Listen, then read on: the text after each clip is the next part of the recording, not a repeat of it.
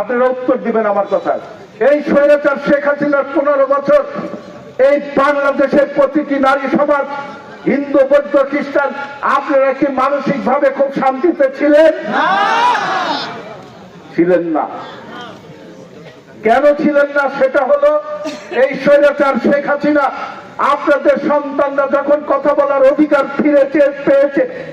ফিরে পাওয়ার জন্য আন্দোলন করেছে, আমার এই মুরব্বীদের সন্তানরা যখন এই বাংলাদেশের মাটিতে এই মাটির স্বাধীনতাকে রক্ষা করার জন্য আমার এই মুরব্বীদের সন্তানরা, আমার ডান পাশে যে মুরব্বীরা রয়েছেন যারা 71 সালে স্বাধীনতা যুদ্ধে নিজের জীবন বাজি রেখে অনেকে যুদ্ধ করেছেন না?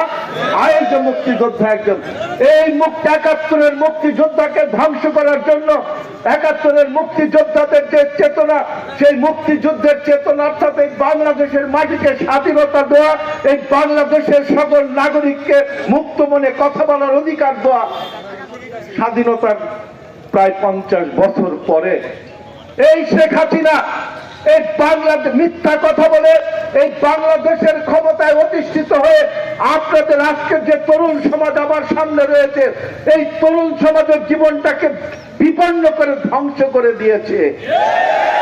কিভাবে দিয়েছে আমি একটু ব্যাখ্যা করতে চাই। তার আগে আমি বলতে চাই, সবাই একসঙ্গে বলবেন, যদি আমি মিথ্যা বলি সেটাও বলবেন, সত্য বলি সেটাও বলবেন।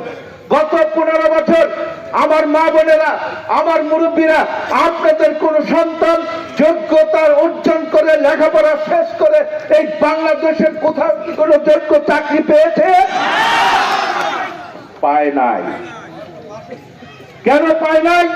শুধুমাত্র একটি অপরাধ, আপনার সন্তানরা এই বাংলাদেশের স্বাধীনতাকে সুরক্ষা করতে চেয়েছে, এই বাংলার মেহনতি মানুষের কণ্ঠকে মুক্ত করতে চেয়েছে, এই বাংলাদেশের কৃষক সমাজ, শ্রমিক সমাজ, ব্যবসায়ী সকল আপামর জনগণের ট্যাক্সের টাকা রক্ষা করার জন্য রাজপথে দাঁড়িয়ে তারেক রহমানের নেতৃত্বে আন্দোলন করেছে।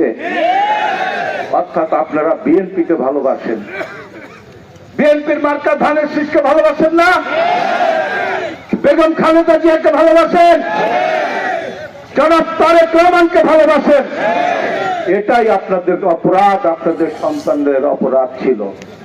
তাই তারেক রহমান সাহেব এই 31 দফার একটি দফায় বলেছে, এই বাংলাদেশের আপামার খেতে খাওয়া মা বোনদের যে সন্তান, আপনার মেয়ে, আপনার ছেলে, যারা আগামীতে লেখাপড়া করে, পড়াশোনা করে বিশ্ববিদ্যালয় বা কলেজ থেকে বেরিয়ে আসবে, বেরিয়ে তারা যখন বাংলাদেশ জাতীয়তাবাদী দল বিএনপি সরকারের রেজিস্টারের খাতায় যখন নাম লেখাবে,